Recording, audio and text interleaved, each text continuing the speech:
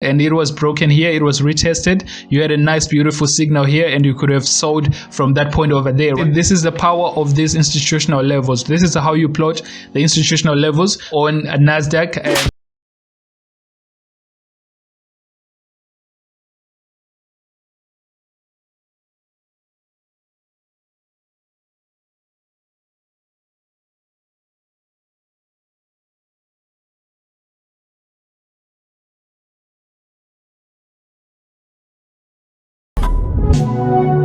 welcome back to Day and Night Forex YouTube channel. If you have not yet subscribed, make sure that you hit that subscribe button and turn on notifications so that you are first to receive notifications when we release a new video, because we are releasing videos almost every single day, sharing some powerful knowledge that you need in order to make it in this market. Remember, anyone can teach you Forex, but here at Day and Night we teach you how to win. So in this video we are going to be looking at the most important things that you need to consider when you start off your trading, right? When you are trying to find those trading opportunities every single day in the markets, right? So basically these things come down to choosing the best sessions to trade. So in this video we're going to be sharing with you what we think and know and have proven based on our trading and basically all the years that we've been in the market. We will tell you which is the best session for you to trade. So based on the times that we are here in South Africa, we're going to be sharing with you that. And then we're also going to be talking about Forex trading based on institutional levels. So in the previous video that we released a while ago, we spoke about trading Forex using the big boy strategy, right? So if you haven't watched that, make sure that you do go watch on that. But in this video we're going to be talking about the trading institutional levels, what are they, and basically how to spot them on the market, right? Then we're going to jump into what are order blocks, right? So we're going to reiterate on order blocks as well, how to use them, how to spot them on the market and on the charts, and how to make use of them, right? So in this video we're gonna go a little bit further and introduce two more types of trading order blocks, and basically these are called the trading mitigation blocks as well as the breaker blocks. So these are actually quite powerful, and we're going to be explaining those exactly in detail. What are they? And last but not least, in this video we also decided to bring you another simple strategy that has been that a lot of people have been using to make money in the markets, and that is called the TDI strategy, right? So this is using indicators for those who would like to have extra confirmations on their trading charts, or maybe you're just starting out and you're not very much good, or you're not very much familiar with trading with, you know, the clean charts, right? Trading market structure as we do here at Day and Night Forex. But basically we're going to be showing you how you can make use of this TDI indicator. Some of the advantages of this TDI is that it will actually show you some WNM formations much clearer and much easier, instead of you waiting for it on the patterns, right, on the charts itself. So it will actually show you those in a much simpler way, and basically shows you the continuation and reversals of the charts. It shows you the stop hands, you know, a lot of things. It actually makes it easier for you to find your entries and exit points, and even divergence, which is something that we're going to explain a little bit later in this video. So all this information to help you master your trading and trade basically the way that we do here as the big boy. So if you're interested in knowing everything about what we just said right now, make sure that you stay tuned all the way to the end, as we're going to be breaking it down step by step for you. So without wasting much of your time, let's get straight into it, right? So starting off with the best sessions to trade, as you might know, or most of you might know, we have the most three common sessions in the Forex markets, right? So we have the Sydney to Tokyo sessions, then we have the London session and the New York sessions, right? So there could be other ones like the Australian sessions and so forth, but we don't really pay attention to those ones. But these are the key ones that you need to understand, right? So the Sydney, the London, and the New York sessions, right? So when it comes to the best sessions to actually trade, before we get into that, we need to help you understand that the market basically moves in three phases, right? So in Forex trading we have these three phases. The first one being accumulation, which is also referred to as consolidation, right? This is when the market has no trend and it's basically just trading in a basic range, right? So it's between two horizontal lines, so a support and a resistance zone where they are basically it's limited, right? It's not a big level. If we can just quickly show you on the charts right here, we actually have Nasdaq here. We're actually going to go deeper and explain this this TDI over here. But basically what we're talking about here when we have a range is something like this, whereby you basically just have, you are trading in a small range, right? So there's no trend, the market is just basically in a range, right? So it's going up and down, and here this can open up an opportunity for you to actually scalp the market. So maybe when the market comes down to this range, you can take your buys and then your sells at this level over here, right? So this is just a typical example of a range, and basically when we have this breakouts, which will basically show us the trend, right?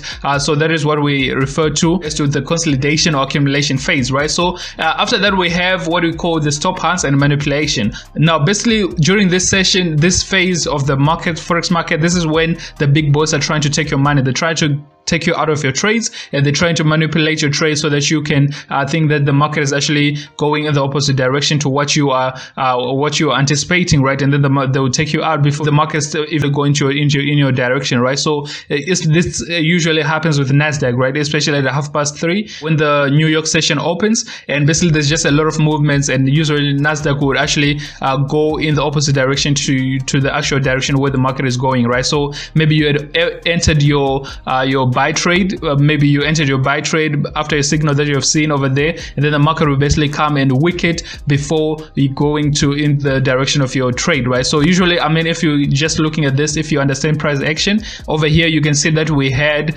a bullish signal over here, which is a morning star or a bullish engulfing over here.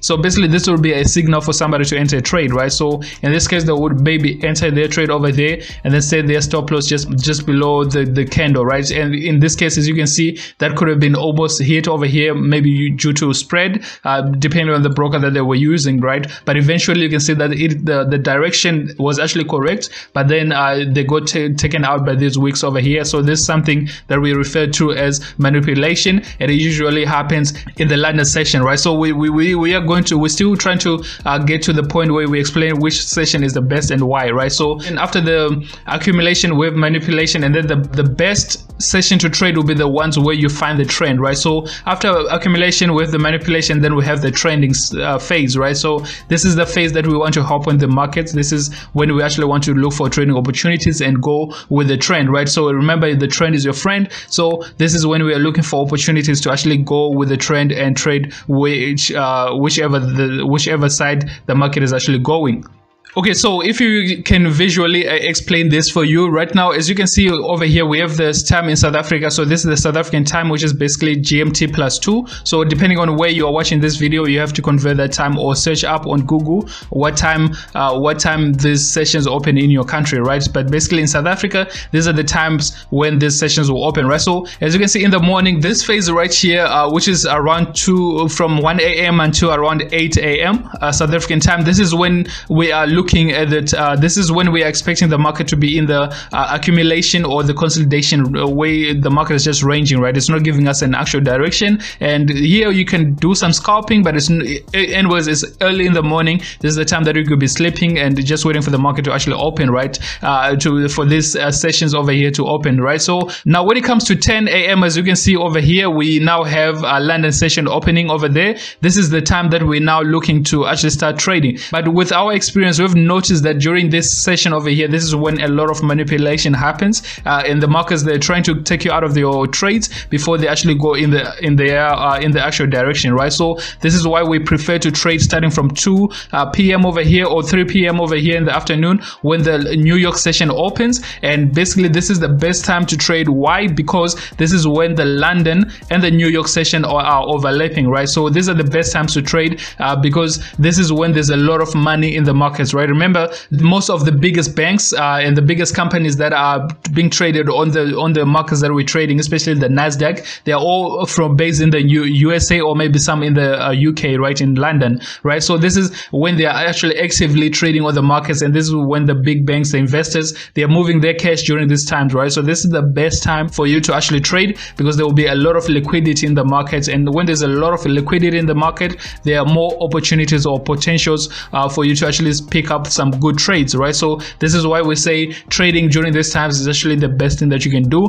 which is to trade between the overlap between the London and the New York session, right? So during the New York session, we're anticipating that the market will be giving us those trends, and the market will actually be going in the actual direction that later in this video we are going to be explaining about the order blocks. And basically what this helps us to understand is that once these big banks and these big companies actually in the market, the thing is, let's say they have an order block over here. So an order block, which we're going to explain later, but it's basically the way the smart money put their market, right, where they place their entries, and basically they have to push away the market from that entry so that, you know, they start making their profits, right? So in that case, when they put their orders over here and then push the market away from that level so that they can make their profits, this will basically help you understand why we say that London and New York is the best sessions, because this is when the big boys, they are in the market as well. So when they enter, they want to push the price away from their entries so that they can be safe in the markets, right? So this is exactly what these two sessions over here are the best for you to start trading, especially where from 3 p.m. over here South African time, when it actually starts to overlap, right? So this is basically the best time to trade, as you can see on this picture over here. If you want to know the exact time which these sessions happen in your country, you can just simply Google on you can simply search on Google, and then you'll be able to have those times. So a conclusion on this one, remember, London session, this is the London session, New York session, these are the best times to trade. But in London session, be careful of manipulations. The best time to start looking for opportunities will be around 10 a.m. in the morning. And then, as you know, if you've been following us here a day night forex, we like killing Nasdaq around 3:30 over here, which is when the most companies in the Nasdaq stock will be opening up and then releasing their data, and basically this is when the market will move like crazy, right? So this is our favorite time to be trading Nasdaq. But as for you, you can also find your own time when you'll be able to trade which works best for you, right? So it's all about back testing your strategies and seeing what works best for you, right? So as you can see, this is actually a 3:30 candle over here. As you can see, there's manipulation to the downside before the market actually went. So it's not always a good idea to actually trade exactly at 3:30, but you can as we explained in some of our course videos, if you haven't watched those videos, they're actually here on YouTube as well, totally for free. So we made our whole course free for you to watch, right? So there's a video where we spoke about the best time to trade Nasdaq, especially during the times when this news is released. And basically it's always best for you to wait a little bit after this news has been released so that you can actually get an opportunity to enter in the market, right? So if you had just waited for this 15-minute candle to close, you would have had your perfect entry over here. As you can see, we had a double bottom confirmation here, plus a morning star with a bullish engulfing candle over here, right? So more than one confirmation for you to actually enter this trade, and you could have killed it right there, right? So this is why we say you mustn't react when it comes to your trade to your trading strategy, right? So you have to actually stick to your trading plan and look for the trading opportunities, not to react based on the news, right? So if this candle open going to the downside and you place your trade thinking that the market is going to the downside because of your emotions and reaction to what is happening in the current market, you could have been killed, right? You could have lost all your money over here, because Nasdaq, remember, Nasdaq, US 30, these indices, they don't play, right? When they start moving, they will move with you, and basically if you are in the right direction, you are there to make money. Otherwise you'll be feeding the markets, right? So be very careful when it comes to that. So London, New York session, the best sessions to be trading. That's when you should be looking for opportunities. Now, to move on with the rest of this video, we are now going to be talking about our forex trading institutional levels, right? So these are the levels, the key levels in the markets where we are looking for trading opportunities, right? So this is where the big boys have placed their trades. Remember what we said about the big banks, you know, the big companies that are trading in these markets. They've placed their trades on these levels, and they are looking to basically to take profit after the market has moved away from this level. So these institutional levels become key levels in the market, because we know when the markets or when the big boys enter their trades from there, they are basically going to move the market price away from that point so that they can get into profits, right? So it's always best to trade with the big boys, not against them, otherwise they'll take your money. Now, there's a trick that we want to show you when it comes to this, to finding these key levels in the markets, right? So they are always rounded numbers, and in most cases they're actually plotted on the graphs in quarters, right? So every 25 points move on Nasdaq, you would actually find some of these key levels over here. Basically, what we mean by this is that the last 2 digits that you're seeing here on Nasdaq, we'll be looking at these 2 digits before the comma. There will be whole numbers, right? There will be in the 20s, in the 30s, in the 40s. And basically most of the common ones is the 10, the 30, the 50, the 60, and the 80, right? So these are the numbers where you find these key levels in most on most instruments, trading instruments. When you're looking at something like these forex currency pairs, basically you're looking at the last 2 digits over here, right? That is where you'll be looking for your trading opportunities. These are the key levels where you'll be plotting them. But here on Nasdaq, we're gonna be showing you the quartiles theory, because basically with the Nasdaq it will move in the 25s, right? So if you can just quickly plot some lines. So if I can just pull out a line right here, and then I'm just gonna plot another one right here. So I'm just going to show you exactly. I'm going to put 4 of these over here so that you can understand where these levels will be on the charts, right? So starting off with this one, we're just going to set the coordinates, the last coordinates over here. So here I'm going to set it to 0, 0. So this will be our first whole number. So that one will go over there, and then we're going to select the second one. So we're just going to subtract 25 from 0, 0, so that will be 275, 275. We just want to show you the importance of these levels over here, right? So so that you can actually see how powerful these levels are. From there we'll have 250 as well.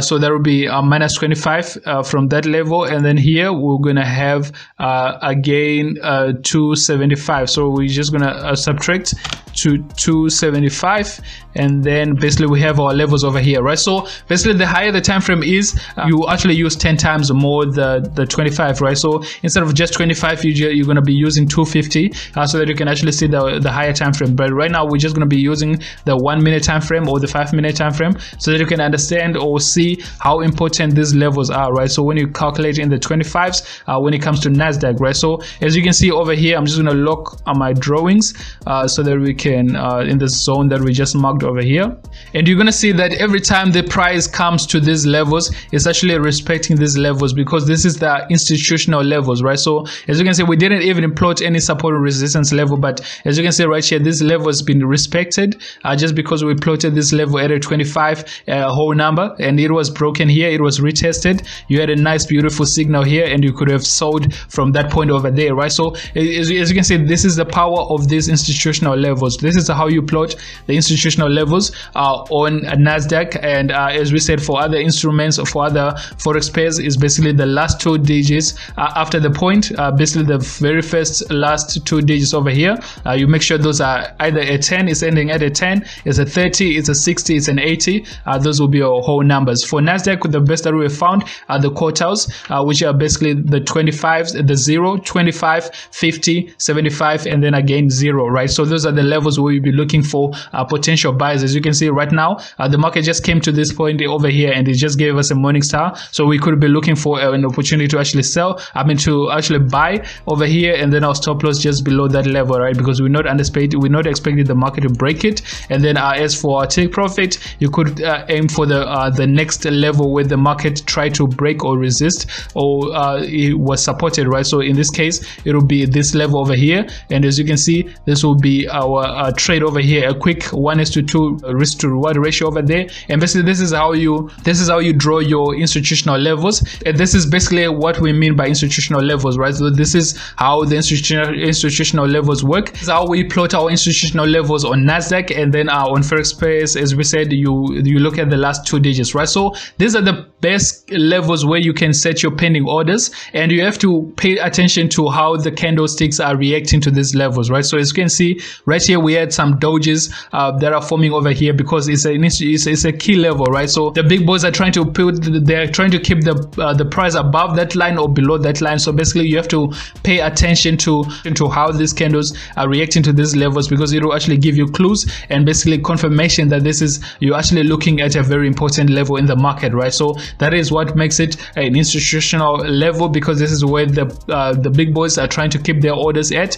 Another key thing is to always make sure that when you take your trades, you are always going with the trend, because the trend is your friend and you want to ride with the big boys, not against the big boys, right? So anyways, to move on with the rest of this video, we are now going to be talking about order blocks, right? So what are order blocks in Forex trading? So order blocks basically create these institutional levels that we just spoke about right now. So basically, if you come to the charts over here and maybe go to, I'm just going to clear my charts quickly so that we can have a clean chart.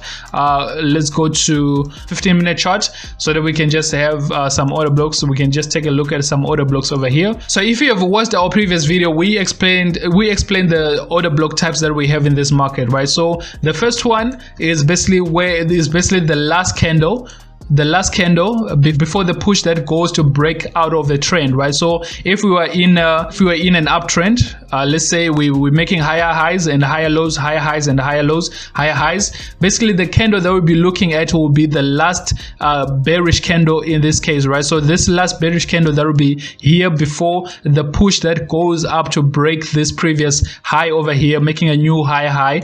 That will be our bullish order block, right? So this is where we'll be looking for our trades, right? So this will be our bullish order block, and we'll be looking for our trades over there, right? So now with this bullish order block, we are looking for the market to come back and test the tip of it, or at least 50%, which is the equilibrium of that candlestick. We're looking for that 50% over there before the market can push up to the upside as well, right? So in most cases, it will only come to the tip of this depending on the momentum in the market, right? Otherwise, sometimes it won't even come. As you can see over here, it can just come to retest this level over here, which has been broken, and then now the market is going to test that and then move to the upside, right? But with this order blocks, in most cases, this is how the market operates. This is how the big boys trades, right? So if you can just find some examples over here, let's just see if you can find some examples over here, right? So as you can see right here, we have our low. I'm just going to zoom in a little bit.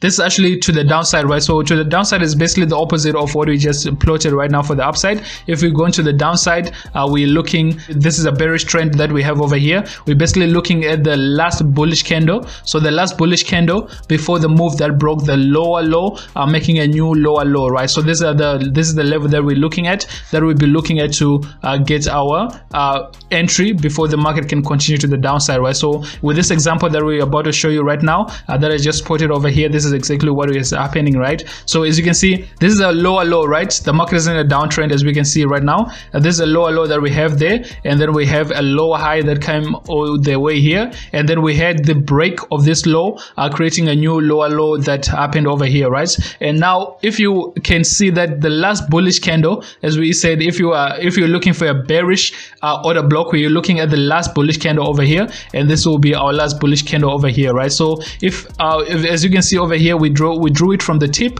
to the highest point of it. We're also going to talk about refining order blocks. So in this case, we are on the 15-minute chart. We can actually go down to the 5-minute chart and even the 1 minute, but we recommend that you stop at 5 minutes or actually the 15-minute, unless you are busy scalping the market every minute, right? You are on the chart and you have the time to actually keep watching the price. Otherwise, the best order blocks that you can refine to will be the 5-minute and the 15-minute. And basically, when it comes to refining, it just means that you are increasing your risk to reward because you're now taking a trade much earlier than what you would find it if you're on a higher time frame. So in this case, this is our order block over here, and as you can see, the market actually came back just to the tip. As you can see, what we said, it can come to the midpoint of that candle, or it can only come to the tip over here and basically go with us over there. And as you can see, in this case, this is the market simply just came and tapped on it before it actually moved away from that point, breaking the previous low again, making a new lower low, and basically this is how the market will keep on going, right? So in most cases you will find that there are some order blocks that are there, but they have not been respected. And later on, if you actually just let's say for example this one, if we extend it further, because right now this order block here, the market only came back to test just a little bit of it, right? It didn't go to the 50% of it, meaning that there's still a chance that this market could come back and try to retest at least 50%, and which basically means they mitigate the order block, right? So if the market has not gone past the 50% of this order block, then it can still be valid for the next for future trades. So if you can just extend this over here, you can find out that it actually came back into this zone again to retest later on over here. As you can see, it actually came back and then gave us another beautiful trade over here all the way down here again. So this is what we refer to order block mitigation, right? So once it goes past the 50%, if I can use my gain chart over here to actually illustrate where the 50% point is at, so I'm just going to draw it to that point over there, and that should be exactly on it. I think that is exactly on it right there. And as you can see, this is our 50% point of that candlestick, of this bullish candlestick that we have over here. So this is the 50% mark, and when it came back into that zone, gave us a bearish engulfing, or even a morning star, if you can see this pattern that is here, and then basically that gave us a trading signal for us to actually go down, right? So now remember, we spoke about refining a trade, refining an order block, right? So in this case, if we took a trade in this level where it is at right now, if we took the trade right there, saying that okay, we're anticipating that the market is only going to come back to test that level over there, would then still set our stop loss somewhere above this level over here, and then our take profit, we usually target the previous lows, right? So in this case, this is the low where the market was coming from, so we would target over there for a nice 2.5, 1:2.5 risk to reward ratio over there. And as you can see that if we were to refine this order block right here, so I'm just going to mark it again with a block. So as you can see, we already marked it with the block that is over there, and then we're going to go down to our 15-minute chart, right? We want to see what happened at that level on our 15-minute chart, right? So I'm just going to zoom out a little bit so that we can pick it up quicker. So this is our setup that we have over here. We have our order block over there. So now we want to refine it so that we can have a smaller entry and basically increase our profits from this trade, right? From the exact same trade, but our profit will be increased, right? So as you can see with this one, there's not much difference, but basically our trade will be at this level right now, which is the lowest point of it. And if we come back and then just readjust our entry point to this level over there, you notice that we actually increased by 0.5 on our risk reward, taking it from 2.5 to now 1:3, right? So this is how you increase your returns on your order blocks, by refining them to a lower time frame. I mean, we said if you wanted, you could go all the way to 1 minute and then refine it even further over there, but in this video I think that we just keep it there at 5 minutes. As you saw, it actually helps out to increase your returns on that order block by just refining it so that you get a much earlier entry on the lower time frames, right? So that is what we refer to as refining order blocks. So when it comes to trading order blocks, you always need to start on the higher time frame, and then you can come down to the lower time frame to refine it so that you can refine your entries and get in on those early entries so that you can increase your reward versus your risk, as we just showed you with that example of Nasdaq over there. The stop loss is just above the order block or just below the order block, depending whether you are trading a bearish order block or a bullish order block, right? So if you are looking for a bullish order block, which is the last bearish candle, basically your stop loss will be just below that level, right? So you just want to give it some room to breathe, so in case the market wants to come back and retest that level, you know at least you are safe, right? So this will be our order block right here. So in this case, we actually have an order block that you can see over here, which is this example that we're giving you. So if I spread it out to this side over here, in this case we actually missed it by just a few pips over here, but we can see that if we go to this level over here, we actually have something that is happening over there, which probably gave us another order block on the 5-minute chart or something like that, right? So if you can come down to the 5-minute chart and then just go and see what happened at that level over there. So if I can just quickly zoom out for you again, so that we can just see what really happened over there. But basically you could have caught a trade on the 5-minute chart. As you can see, now we are on the 5-minute chart over here. So remember, an order block is the last bearish candle before the push that goes to break the previous low over here, or the previous high in this case, since we're going to the uptrend. So this previous high over here, we broke it with this move over here. But where did it actually start? It actually started over here, because remember, as you can see right here, we had some consolidation over here. So this is where the actual move that broke this high over here actually started from, right? So this is where we'll be looking for our order blocks. So as you can see, when it comes to your order blocks, you always take the candle with the biggest body, right? You don't want to work with this if I can just zoom in over here, you can see that we have a lot of doji candles over here, which basically have short bodies, right? So we are looking for the candle with the most body, and that is the candle that we want to be using, right? So that is another thing that you need to remember. So the candle with the most body is the one that you use, as that one will give you more accurate order blocks, right? So if you can just pull this, as you can see, we could have been able to actually capture that trade based on the 5-minute order block in this case, because it didn't come back all the way to this level, because there was some consolidation that happened over here. This is the actual part where the market actually started to pull off from before it broke that recent high over there, right? So this is where you'll be looking for your trade. So always make sure that you're looking for your order block from the position where the move that broke the structure actually started from, right? So where it started from, that is where you're looking for your order block, and we could have been able to take our trades over there. Again, stop loss will be just below. So if we were taking it at the highest point over there, we would make sure that our stop loss is just below the lowest point in this case, and then we've been able to capture our trade over there. And remember, we said our take profit at the recent highs, recent lows, or the recent highs in this case, because we're going bullish. So the recent high in this case will be this one over here. As you can see, the market actually did come back all the way to that level before it started falling again, and that would have been just about 1:8. As you can see over there, about 8. If you're risking 1% of your trade, that means you would have made at least 8% on this trade over here, right? So you can see the power of refining your order blocks and also finding the best order blocks in the markets, right? So that is an example of order blocks. That is basically how these order blocks work. If you want more details on order blocks, you can watch the video that we published a while ago. You can just search order blocks on this channel, and you'll be able to find that video, so they can where we went even deeper in explaining order blocks. But to keep on with this video, now we're going to talk about the new order blocks that we want to introduce to you, which are basically the mitigated order blocks as well as the breaker order blocks, right? So in the previous video, we did talk about these order blocks, but we didn't go super deep into it. But right now we're just gonna explain or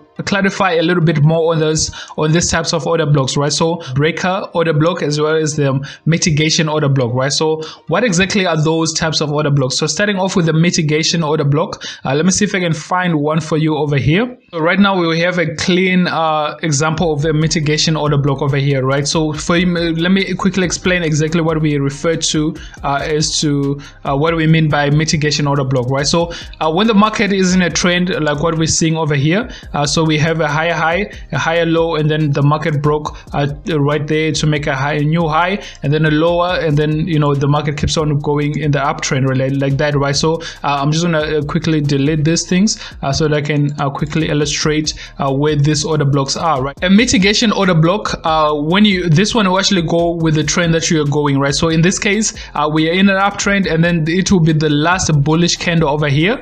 The last bullish candle that created the point that came back for a pullback, that pushed the pullback over here before the market actually created a structure that came back to break that level over there so that the the trend can continue, right? So this is the block that we'll be looking at, and if we highlight this block over here and then spread it out to the left, as you can see, and spread it out to the right, as you can see over here, it is perfectly where the market came back to retest before it went into the direction, right? So I'm pretty sure you've heard about the break and retest strategy, and this actually helps you to have a deep understanding of what is actually happening when we say the market has broken out and then came back for a retest, right? So it's coming back into this order blocks over here, and then from there it actually moves on, right? So in most cases it will not come back and retest this level where it is broken. It will actually come back and into this order blocks before it actually moves to the upside, right? So this is why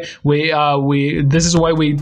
wanted to put this video out there to explain this mitigated order blocks as well as the breaker order blocks, which we're gonna go next into this after this one over there, right? So this is basically your mitigation order block. The market will pull away from there and then comes back to retest, and in that zone, that is where you're looking for your order block for your trading opportunity. So you can set if you want to be away from the markets, you can set your pending orders right at the top of it. Remember, in most cases it will only just test the tip before it actually goes to the upside, or you can come back to test the equilibrium of that point, right, which is the midpoint of that candlestick before it pushes to the upside with you, right? So those are the two levels that you can set your pending orders. And then as your stop loss, again, remember, you set it just below the lowest point in that range where you got your order block from. So in that case, it will be somewhere below this lowest candle over here. That is where we will be putting our stop loss, and then the take profit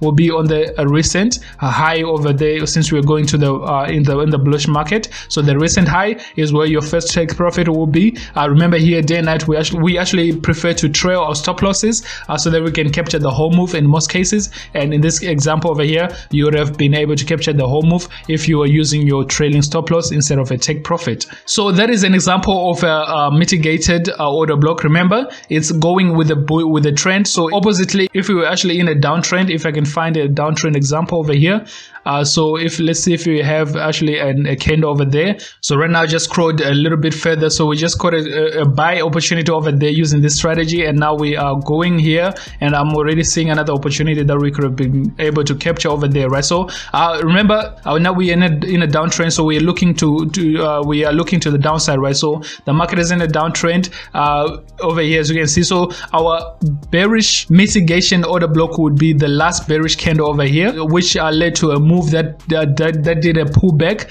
before the structure that came in and broke this low over here to make a new lower low that was all the way down, to make a new lower low, which in this case was quite far because there was some events that happened over there. And as you can see, this was our new low. If I can just go back to the top right there and then just zoom in again. So right here, this will be our mitigated bearish order block, right? So the last bullish candle before the pull that went back into this retesting zone, before it gave us the structure that broke this low over here to create a new lower low, right? So if you're gonna just highlight it over here from the top to the bottom and then spread it out to the right over there, as you can see right here, make sure it's actually on point right there, right? So as you can see right there, and then the market broke the structure and then came back into this point, and it actually came to the T, right? As you can see, as you can see right here, this would have been our entry position over there, right? So this would have been our entry position over there. This example, as you can see, if we were to set up our entry just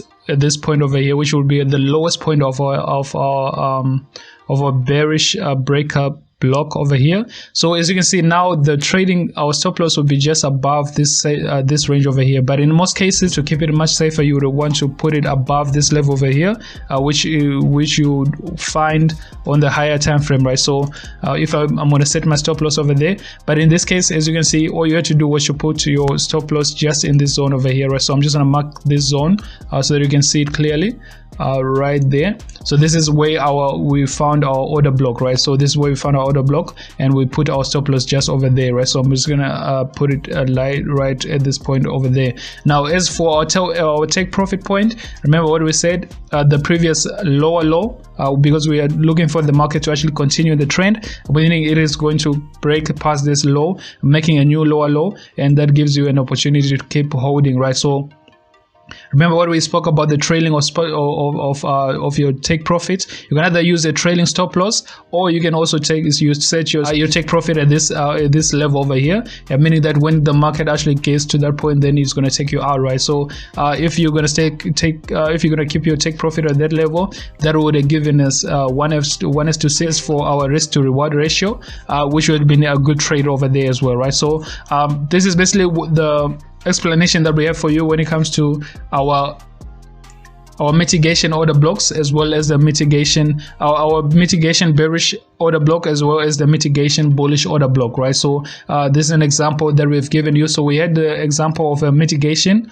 of bearish order block, and then we had the example over here of a mitigation order block for a bullish movement over there, right? So as you can see, these opportunities, they keep on creating in these markets, because this is how the market actually moves, right? So it moves with making these order blocks, because this is where the big boys are entering their trades, and basically that gives you the opportunity to actually trade with the big boys as well, right? So now let's talk about the breaker block. One of the best ways that I've noticed, or that I've picked up, or on how to actually spot this or breaker blocks much easier, is when you have the RSI, right? So if you add your RSI indicator at the normal settings, which is the 14 on close. So if I can just quickly edit my RSI over here. So these are my settings for my RSI. I have 70, 50 and 30, but those levels you don't really need them.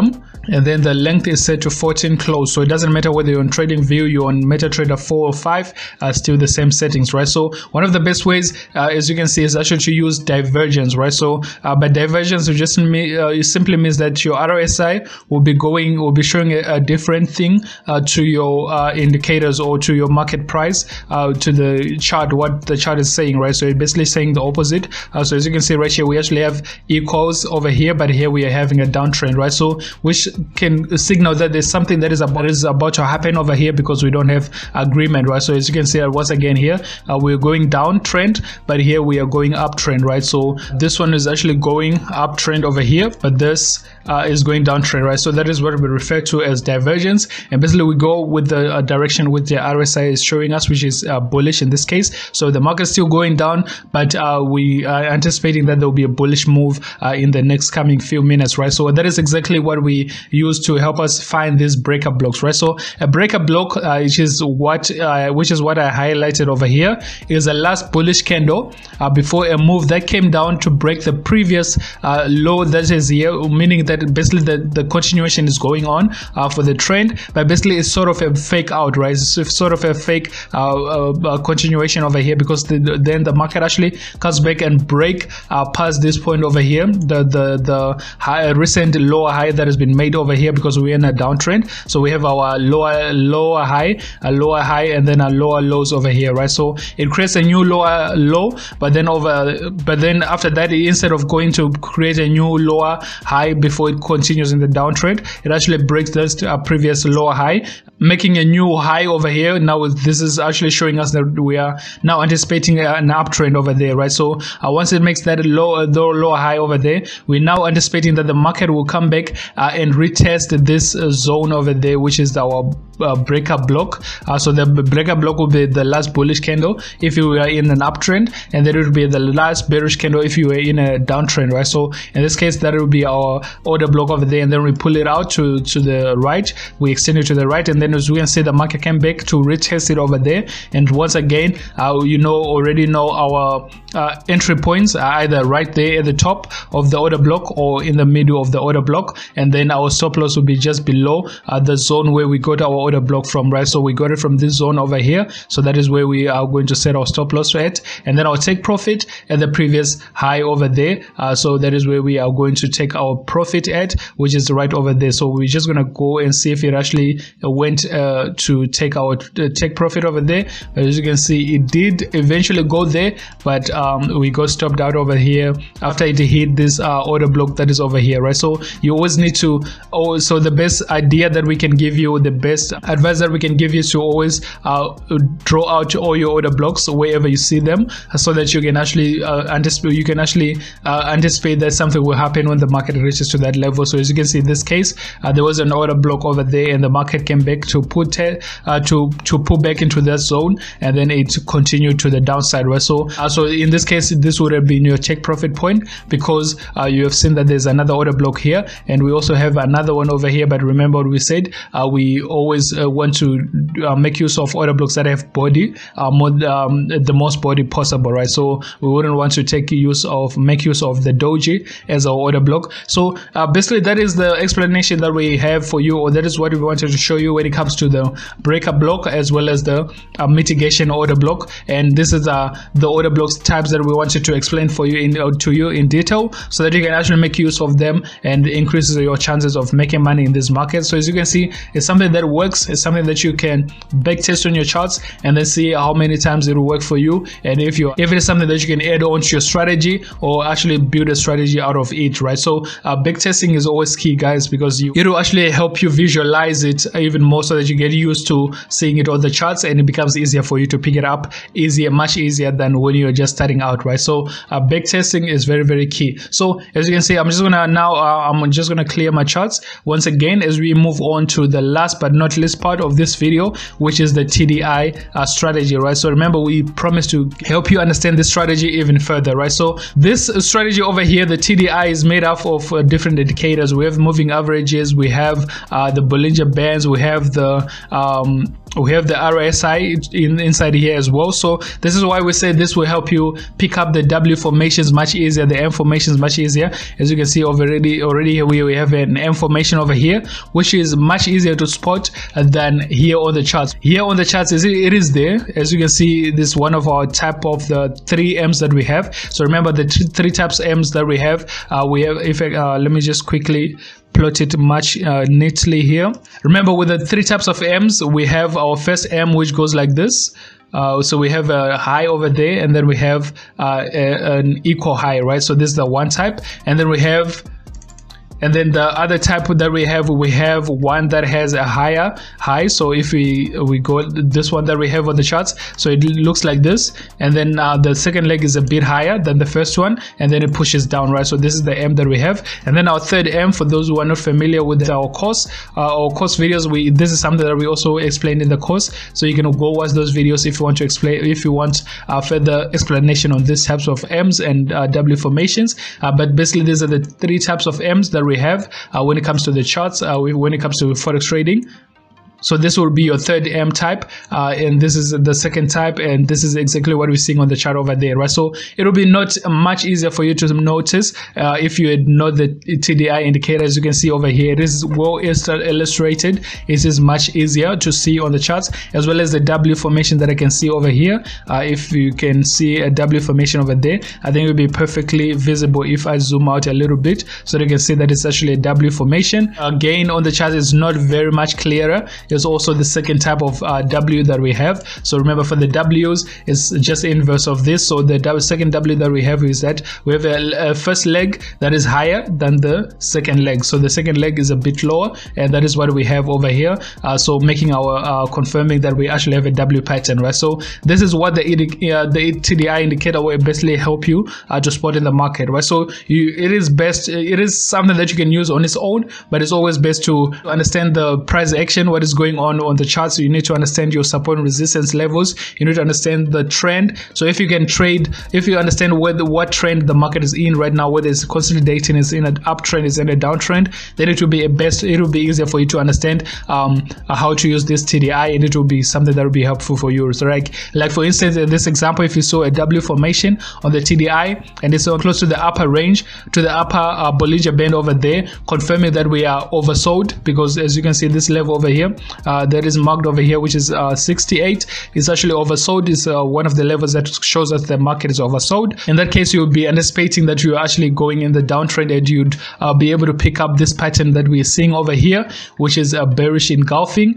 As you can see, the bearish engulfing candle over there, you've been able to enter your position from that point over there for a sell, right? So your stop loss above that point. If you can find a significant level on the left, you'll be able to use that as your resistance, as your stop loss level. Otherwise, you just keep it above that, above the highest point of your confirmation candle, right? And then remember what we said, you always aim for the recent lows or the recent highs, depending on what market you are trading. But basically, as you can see right here, we've been able to capture that whole move for about 1:4 over there on this trade. That is one way to use the TDI. Is a very simplified way to use the TDI. So you're looking for the M's and W formations in this case, and then you'll be able to capture your trade confirmations over there, right? Same goes for here. We actually have our morning star over there that have been confirmed by this bullish candle over here, which after the W formation that we saw here on the TDI. And then the other way, which is the most common way that people use this TDI, is to look for the so we have this red line over here, which we call the signal line, right? And then the green line is the